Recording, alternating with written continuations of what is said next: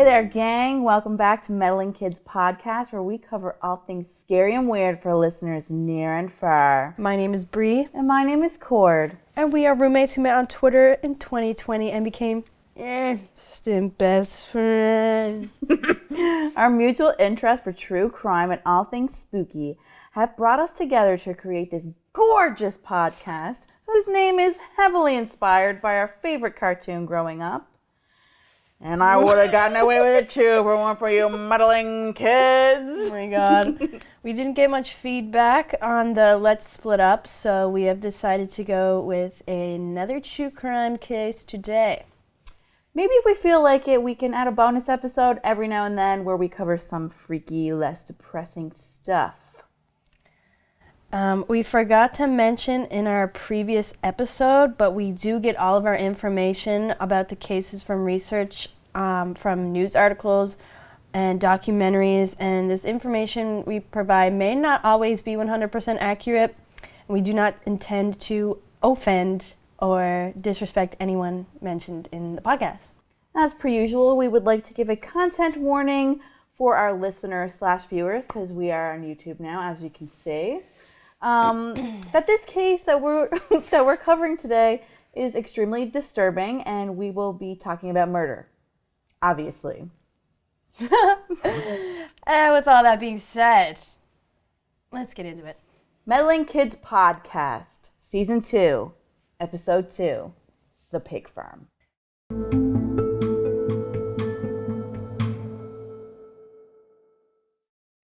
All right, let's get into Mr. Pickton, shall we? It's Wildred Pickton. Robert William Pickton was born on October 24th, 1949. His nickname was Willie. Why Willie? Well, I guess William. William is his... I didn't put that together until right now. Yeah. Okay, so in 2007, Robert Pickton was convicted of the murders of 6 women. In an undercover interview, he admitted to killing 49. He said his only regret that he hadn't gotten an even 50. Can you imagine? That's the goal. 50. I mean, small goals, guys. Let's set them. Fuckers. He was born and raised in Port Coquitlam, British Columbia. We can't say that. We don't know how to say it, and we're really sorry. Poco. That's what that's... Oh, yeah, let's call it Poco. That's what they were calling it. Poco. I think it was Poco. So his parents were Leonard and Louise Pickton, and Willie was... I can't even get behind calling him Willie. Let's just call him Robert. I'm just going to call him... I'm not giving him the satisfaction of calling him by his nickname. Robert. So Robert was the middle sibling. He had an older sister, Linda, and a younger brother, David. His older sister didn't grow up with them, his family, because he was raised on a pig farm, which I don't know if we even mentioned that yet. But what was it that his dad said about his sister? His dad said that a pig farm was not a suitable place for a young lady to grow up on. I mean, get into it. Yeah, much. And look how she turned out. Fine. I don't know anything about her, to be honest. I didn't even look her up. Funny that the dad even made that happen when he had nothing to do with raising the boys at all. So yeah. Okay. Their mother made them prioritize working in the farm with the livestock over hygiene and bathing. Yeah, they even skipped school to work on the farm. They stunk, man. They They stank of pig manure. Pig manure. Manure. Both brothers, David and Robert, I will not be calling him Willie as previously stated, were bullied and given nicknames such as Stinky Piggy. So shocking, isn't it? Yeah, but they stunk they were dirtbags, and Mother didn't care. She was like, "Go on." Robert had a fear of showers, which he claimed was because his mother had always insisted him and his brother take baths. So obviously they were clearly abused. She was, in the documentaries, she was said to be very, her voice was very distinct. She was a cunt. Oh. She was. I'm gonna say it. Oh. Yeah, she was neglectful. But although Louise treated the boys the way that she did, Robert was very attached to her and thought the sun shined out of her hole. Robert dropped out of high school in 1963 at the age of 14 and became a butcher's apprentice. He loved it too. He loved slicing them up. But he did have a pet cow. Cow, yeah, a calf. He had a pet calf, and he loved this little calf, name unknown. He came home one day, and the calf was nowhere to be seen, and he asked Mummy, "Where's my calf?" And she said, "Go check the farm." And he went down, and the calf had been slaughtered. That's and so then sad. it was said that was like the last time he ever felt like Empathy and sympathy for human life or any like life. Yeah, it fucked him up good. So we did find a very horrific story that reveals much more about his mother than himself. This is from the Toronto Star. This is disturbing. This made me sad because like he didn't have a chance. Like every time we cover a case, I'm just like they never stand a fucking chance. Honestly, I think his mom had a very big role in the way he turned out. 100%. She was definitely a sociopath. So okay, Dave. Buckle in. Was Dave younger or older? Dave's the youngest. Okay, so when Dave was getting his license and learning how to drive, on the evening of October 16th, 1967, he had recently acquired his driver's license, as I just said, and he took his father's 1960 red truck from the farm and headed east along Dominion Avenue towards Burns Road. It was about 7:40 p.m. Just ahead of him, on the right side, one of the neighborhood kids, a 14-year-old boy named Tim Barrett, was walking down the road. How exactly it happened, no one can say, but Dave slammed right into him. Dave knew then right away that Tim, who was lying, I'm sorry. crumpled. Why? It's not funny. I don't know Crumpled. All right, I'm going to start over. Dave knew right away that Tim, who was lying crumpled on the road, was very badly hurt, and he raced home in a panic to tell his mother what had happened. And Miss Louise Pickton stopped what she was doing, hurried over to the place where the injured boy lay, and we don't know if his mother drove or went on foot. They all went back. But they did all go back together. To the scene of the crime. Sorry, guys, I just want to mention, I don't think this is funny. It's just some words just hit me differently, and I can't explain why. Crumpled? Whoever wrote this Yeah, I'm just going to reword should be fired. Sorry. After looking Tim over, she realized she had to get rid of him. So she rolled him down a hill into a deep slough that ran along the side of the road and pushed him in there and turned around and went home, and he drowned. So Dave drove the truck to a mechanic in Poco, still not going to try to attempt to say that word, who handled the Pickton family's vehicles and asked the man to bang out a dent in the front of the hood and replace a broken turn signal. He even wanted him to repaint the area with the same red house paint the Picktons had used on their truck before. The mechanic repaired the dent and the turn signal, but refused to do the painting. The next morning, one of the neighbors, a woman whose son had seen Tim the night before, went out to help Barrett search the road area. Barrett spotted his son's shoe on the side of the road. Looking around the spot, he and his neighbor reached to the slough that runs about 10 feet from the road, peering down into the water, and they spotted Tim's body. The autopsy showed that the cause of death was drowning, not the injuries he had suffered when the truck hit him. Although these were significant, he'd suffered a fractured skull with a subcranial hemorrhage and a fractured dislocated pelvis. But the pathologist who did the autopsy stated that these injuries would not have killed him.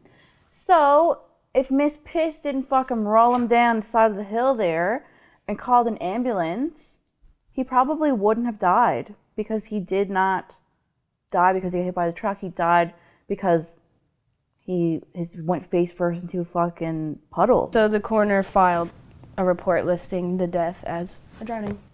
Dave did not get off scot-free, though. He was just sent to juvenile court. But, like, all the same, though, okay, they're making you go to juvenile court, but your mother is covering it up for you. So really, do you really feel like you did something wrong? Well, Louise was never charged, but this true story quickly got out among the neighbors. And many years later, in the 1990s, Robert Pickton told the story to one of his closest friends, and that's how it got leaked that all of this, like, was in the news and stuff like that. While this event would have scarred Dave more than his brother, this chilling portrait of Louise as a mother remains. So that gave them the sense that killing was okay. So that obviously played a big role in what is to come in the rest of this episode.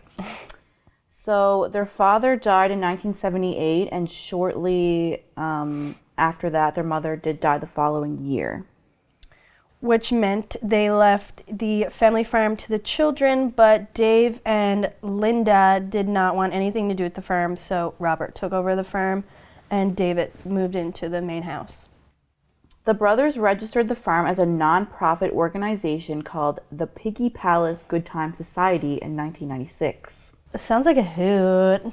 Chances are if you have to put good times into something that you're supposed to have good times at. Probably not a You're good not time. having good times. No, it's not a good time, no. They were claiming that they would hold events and dances and exhibitions on behalf of other wealthy organizations. These events, quotations, would include wild parties, drug raves, and many sex workers would gather at the farm. Most of these parties would have 1,500 to 2,000 people coming and congregating in this gorgeous little farm they had. The Piggy Palace. The Piggy Palace of Good Times. And some of those members included the Hells Angels. Now we're going to get into the juicy. He was caught. He's been caught. Yeah, so this, yeah. So, on March 23rd, 1997, Pickton was charged for the attempted murder of Wendy, how do you say her last name? Estetter? Estetter, yeah. And she was a sex worker that he had picked up. She had told police that he had stabbed her multiple times and had even handcuffed her. Did he handcuff her to like a bed, or did he just like handcuff her? I think he was just trying to like restrain her. I know in the documentary, like when she got out, when she ran away, she was naked and she got out of the farm and she ran down the road, and like an older couple had picked her up. So yeah, and they thought like she was gonna like mug them or something, but when they saw the cuffs and like the injuries, they were like, oh shit. She was sliced and diced. She was scarred. What was Mrs. said? She was scarred up everywhere. Yeah, it was like cuts from like here to here. She did end up like in an altercation with him. I think she got him back a couple times. Yeah, she managed to disarm him and then stabbed him, which she was a fighter. What made her able to escape. Pickton was then, after she attacked him back, well, I wouldn't say attacked him, she disarmed him. She defended herself back with the stab wounds. He was treated at Eagle Ridge Hospital. One of her friends, though, actually said for every stab he gave her, she gave him one back. She was strong. She's a queen. He was arrested, but he was released with $2,000 bond, and then the charges were dismissed in January of 1998 because she was so afraid. She was terrified. Yeah, she was too scared to testify against him.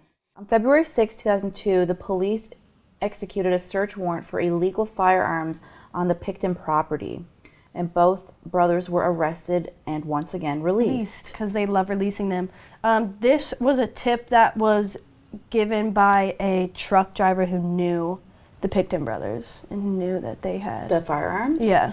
The thing that I hate about the Canadian justice system is that their biggest priority is getting people back out. They want to rehabilitate criminals and get them back into society as functioning human beings, which understandably so, yes, in some cases.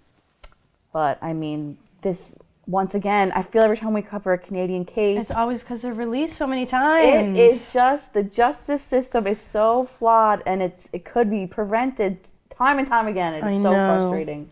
So frustrating with Canadian cases. So they were released. But during they were released. Yeah. So during this search, a couple of belongings of a few missing women were found in the house, such as a puffer. Oh yeah. Or inhaler. Did they find with that one of the then? names of one of the girls? Yeah. Is that then they found it? So then they had him on surveillance, like the police. Yeah. Then they didn't care about David. Mm-hmm. They were like, okay. But because they found that, and because the truck driver said it was Robert exclusively, they were like, well, we need to keep an eye on him. On February 22nd of that year, Pickton was arrested and charged with 2 counts of first-degree murder for the deaths of Serena Abbotsway and Mona Wilson. On April 2nd, 3 more charges were added for the murders of Jacqueline McDonald, Diane Rock, and Heather Bottomley. A 6th charge for the murder of Andrea Josbury on April 9th, and a 7th for Brenda Wolfe on September 20th. 4 more for the murders of Georgina Papin, Patricia Johnson, Helen Hallmark, and Jennifer Firminger. Another 4 more charges for the murders of Heather Chinook, Tanya Hollick, Sherry Irving, and Inga Hall, bringing it to 15 charges on October 3rd, 2004. On May 6th of 2005, 12 more charges were laid, bringing the charges to 27, making it the largest serial killer investigation in Canadian history. Yeah, that's crazy. Forensic analysis was difficult because the bodies were left to be decomposed by bugs and just like weather conditions, and also some of the bodies were directly fed to the pigs on the farm. On March 10th, 2004, it was revealed Pickton had grounded up human flesh and mixed it with pork and sold it to the public. Jail. Electric chair. Death to them all. The Picktons. Not all of them. Well, yeah. Just a couple. All of them. No, this particular family specifically. Well, 2 of them are dead. Well, Linda didn't do nothing. Okay, Linda, okay, Linda, stand. Justice for Linda. We don't know nothing about this bitch. She didn't grow up on a pig farm. She didn't kill no one. Okay, well, not that we know of. Pickton's trial began on January 30th, 2006 in New Westminster, somewhere in BC. We don't know the geography of BC. Yeah. I don't know where that is. I didn't do Canadian geography. I've never been, so I don't know. He pleaded not guilty to 27 charges of first-degree murder. Who would have thought? Imagine. Yeah, actually, I didn't do it.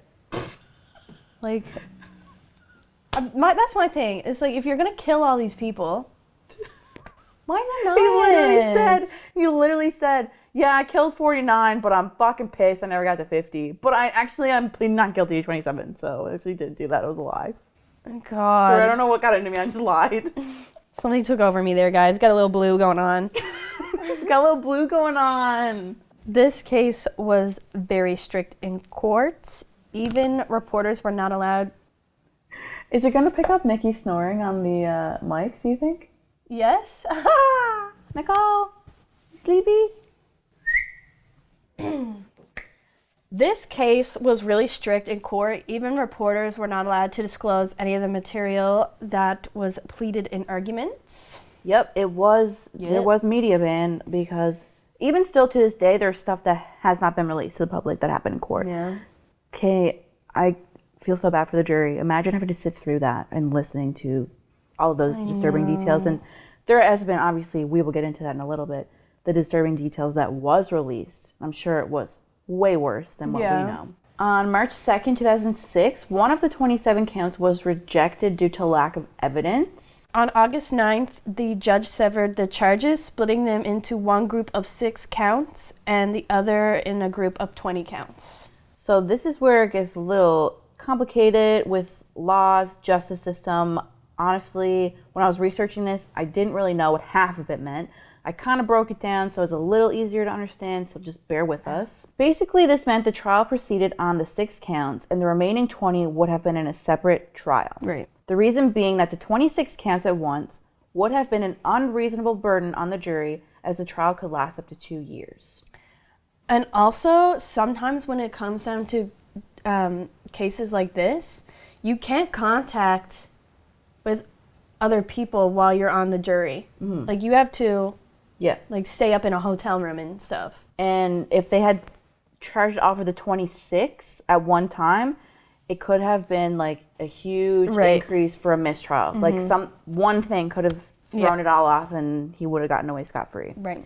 So the judge explained that the 6 counts he had chosen had materially different evidence and they stood out more and they had a better chance of proving that Robert committed these murders. The date for the jury trial for the 6 counts was supposed to start on January 8th, 2007, but it was postponed till January 22nd. I don't know why. It's just how it works. What else is new every time? Like, that's just how it is. The judge probably fucking stubbed his toe. On that date, Pickton faced first-degree murder charges for the deaths of Frey, Abbotsway, Papin, and Joesbury, Wolfe, and Wilson. The media ban was lifted, and for the first time, Canadians heard the details of the unimaginable case. And like I said before, the media ban was lifted, but there's still stuff that wasn't allowed to be spoken about. Right, so let's get into that now. Yeah. So some of the things that the media was told about was skulls cut in half with hands and feet stuffed inside. The remains of one victim found stuffed in a garbage bag, and her blood-stained clothes found in Pickton's trailer. Another of the victim's jawbones and teeth were found beside the slaughterhouse. Can I say this next part? Please. I just want to let the world know what this man did. All right, so Cordelia would like to do the honors of saying this next part. A .22 caliber revolver with an attached dildo containing both his and his victim's DNA. In a videotaped recording played for the jury, Pickton claimed to have attached the dildo to his weapon as a makeshift silencer. Sure. Okay. What the fuck? What? Okay. Fuck. I mean, hey. I got no words for that one. Sorry. I can't help it. Oh. I'm sorry. I'm so fucking sorry. So fucked. Okay. Sorry. Lab staff testified that roughly 80 unidentified DNA profiles, around half male, half female, had been detected on evidence. Lots of DNA. Lots of sex was happening. I feel that's where that's what that means. They found night vision goggles, 2 pairs of faux fur lined handcuffs, a syringe with 3 milliliters of blue liquid inside, and a Spanish fly aphrodisiac. What the fuck is that? I don't know. Like a date rate? No, aphrodisiac's like something to like, get you in the mood. Sexy time. It's like the Spanish fly. Like the Spanish train, that song? That's an No, aphrodisiac. it's like, I guess it was, I don't know, something that, you know, like some foods and smells and stuff are like oysters. Yeah, supposed to make you horny. Like, I don't know what the fucking What Spanish. is a Spanish fly? I have no You idea. speak Spanish, I don't you? know. It's a housefly that speaks Spanish? Hola. I'm sorry. Okay. There was a videotape of Robert's friend Scott Chubb saying, I'm sorry. Chubb. I'm sorry. You know I love to say that instead of a boner. Fine. There was a videotape of Robert's friend Scott Chubb saying... Just call him Scott. Just call him Scott. I can't say Chubb. Fine. There was a videotape of Robert's friend Scott saying Pickton told him a good way to kill a female heroin addict was to inject her with windshield washer fluid. A second tape revealed Pickton mentioning killing sex workers by handcuffing them and strangling them. Then, this is disgusting, bleeding and gutting them before feeding them to pigs. He was just treating them like animals. Like garbage. Yeah, and he knew how to butcher. Yeah, he knew how to butcher and use a knife. There were photos presented to the court of a garbage bag found on his property containing some of the remains of Mona Wilson. In October 2007, a juror was accused of having made up her mind already that Pickton was innocent. It was reported that she said, "From what I have seen, I am certain Robert Pickton is innocent, and there is no way he could have done this. The court system has arrested the wrong guy." All right, Mrs. The juror denied this completely, and the judge ruled that she could remain on the jury since they could not prove that she had made those statements. What's wrong with our justice? Yeah, like what? Like what? I guess they couldn't prove it. Maybe someone was trying to sabotage the case. Maybe, I don't know. Maybe it was him. Because I don't know how the fucking jury works, but whatever. All right, give her. Okay. On December 9th, 2007, the jury returned a verdict that Robert Pickton was not guilty on 6 counts of first-degree murder. But he was found guilty of 6 counts of second-degree murder and in the deaths of 6 women. Serena Abbotsway, age 29, when she disappeared in August 2001, Her foster mother reported her missing on August 22nd, 2001. Mona Lee Wilson, the age of 26, she went to her doctor on November 30th, 2001, and was reported missing that night. Andrea Josbury, age 22, was last seen in June 2001 and reported missing on June 8th, 2001. Brenda Ann Wolfe, age 32, last seen in February 1999, reported missing on April 25th, 2000. Marnie Lee Frey, last seen August 1997 and reported missing on December 29th, 1997. Georgina Faith Papin, last seen on January 1999 and reported missing in March 2001. In Canada, a second-degree murder conviction carries a punishment of a life sentence with no possibility of parole for a period between 10 to 25 years to be set by the judge. So, the fact that he can even apply for parole. Listen. Man. Listen, you can apply, but I can buy plane tickets. Access denied. I can buy plane tickets. Access denied. Electric chair. Death to 'em all. On December 11th, 2007, after reading 18 victim impact statements, the judge sentenced Pickton to life in prison with no possibility of parole for 25 years, the maximum punishment for second-degree murder. To be honest, I tried to put into words why they went with a second-degree conviction instead of first-degree, but honestly, I didn't understand what any of it meant, and therefore I will not pretend to know that I do. All we can take away from this is that they did it for strategic reasons, so that they don't get fucked over and end up having to do a new trial on the original 26 charges of first-degree murder. Yeah, they wanted to get him the fuck in jail. And you know what? Chances are he's gonna rot in that cell. He did, I don't know why he did this, but he did try to appeal his conviction in 2008 and requested a new trial. But in 2010, the Justices of Supreme Court of Canada unanimously rejected his request, as they should. Period. Pickton was also accused of first-degree murder in the deaths of 20 other women, and until these charges were stayed on August 4th, 2010. We're not going to list out the names of the victims of Robert Pickton. May they all rest in peace, and may he rot in hell. There's a special place for him in the fiery pits of hell. Here are the 20 women that he was also accused of murdering. Jacqueline Michelle McDonald, Diane Rosemary Rock, Heather Kathleen Bottomley, Jennifer Lynn Ferminger, Helen May Hallmark, Patricia Rose Johnson, Heather Chinook, Tanya Hollick, Sherry Irving, Inga Monique Hall, Tiffany Drew, Sarah DeVeers, Cynthia Felix, Angela Rebecca Jardine, Diana Melnick, Deborah Lynn Jones, Wendy Crawford, Carrie Koski, Andrea Faye Borhaven, Cara Louise Ellis, and Jane Doe. As of March 2nd, 2006, the murder charge involving the unidentified woman was lifted. Pickton refused to enter a plea on the charge involving this victim, so the court registered a not guilty plea on his behalf. The detailed reasons for the judge's rulings cannot be reported in Canada because of the publication ban covering that specific stage of the trial. Robert is also implicated in the murders of the following women, but charges have not yet been laid. Mary Ann Clark, Yvonne Marie Bowen, Dawn Teresa Cray, and 2 unidentified women. What a sick fuck. That is so many, like that to list off. Sorry, my leg is kind of numb. Literally took us half the podcast just to list off the women who were murdered.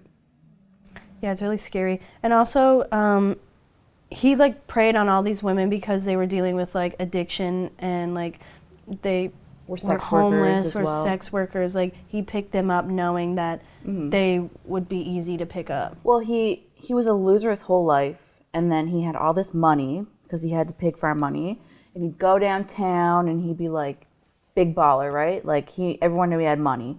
They knew he kind of got in with this crowd, and then like the sex workers were kind of talking amongst each other, being like, "Oh yeah, like he'll treat you really good." Yeah, he had a reputation of like balling out. Yeah. Ew, I hate that I said that. Yeah. But he built up, like, he finally had some, like, he was the man. Like, it's the first time in his life that people would come to him. Yeah, he wasn't a fucking stinky piggy boy. Well, he still is. And if you're watching this, stinky piggy, fuck you. Yeah, he fucking stinks. And his brother's not in jail or anything, even though it has been said that there's no way he could have done this by himself and that there was a lot more people involved. Well, a lot of people. People said that he couldn't have done this by himself because he was so fucking dumb. Yeah, so truly. Take that, stinky piggy. So, like, his brother's still fucking giving her... David. Fuck you, Dave. I don't even care. I don't care. But, like, shouts to Linda. Hope you're having a great life, girl. We don't know nothing about that bitch. I'm not saying, like, that bitch as in she's a bitch, but, like you're that bitch, I'm that bitch. We don't know nothing about that bitch. You know? Another thing I just wanted to add in, because I forgot to type it in earlier, but it was said by, like, people who knew him when he was younger that if he wanted to hide away... Oh, yeah. He'd be... yeah. I can't even say it. He would hide in, like, the carcasses of, like, hogs. Like, inside. You know that scene of Star Wars when, I don't know if it's Luke or Anakin, they get inside the creature to stay warm, and then they find him? Do you remember that? Yes. And he comes out and he's all slimy? Yes. Oh, yes. Yucky. Robert Pickton things. Yeah, that Robert Pickton, apparently, apparently. But a lot of people, like, still, like, dies for him, thinks he's, like, a good guy. There's a whole documentary of people just, like, fighting for his honor. Like, literally, shut up. This one lady's like, they all used Robert. Well, girl, he sucked and he stank. In on it. She was probably in on it. There was one of the women used to, like, pick up women for him and bring them to... There was a lot of people involved. Yeah. Truly. Covering it up. Knew about it. My God, there's really a dog in my nose hole right now. Anyways, guys, thanks for watching. Thanks for listening. We love you so much. Anything to add? We do have some really exciting things coming up. Like we said in the last episode, we were going to talk about. We are going to get to it. We're going to talk about it soon. We promise. We've got we can't tell you now. There's going to be a big announcement, so make sure you stay tuned. Subscribe to our YouTube if you haven't seen us. We're on camera right now. Living, laughing, loving it. If you want to follow our Instagram, it's just Meddling Kids Podcast. We do have a TikTok. We have an email too. If you want to email us, it's the Meddling Kids. It's not it's Meddling Kids Podcast at hotmail.com. Send us stuff. Send us an email. Send us an email. That'd be pretty fun. Anyways. Yeah, let's just end it off with Breed. Anyways, guys, was fucked up, but we'll see you in a couple weeks. I'm never eating pork again. Oh, I don't eat it anyways. We'll be talking. Awesome job. No, that's not our handshake we do. What do we do? This. Oh, okay. Remember whenever we film, we do that. Do we? Yes. We only filmed once. It was our rule that we made. Was it? I don't yes, you remember. fucking bitch. I'm sorry. I forgot. God, lay off the fucking blue canoes, girl. I'm addicted to my sleeping pill.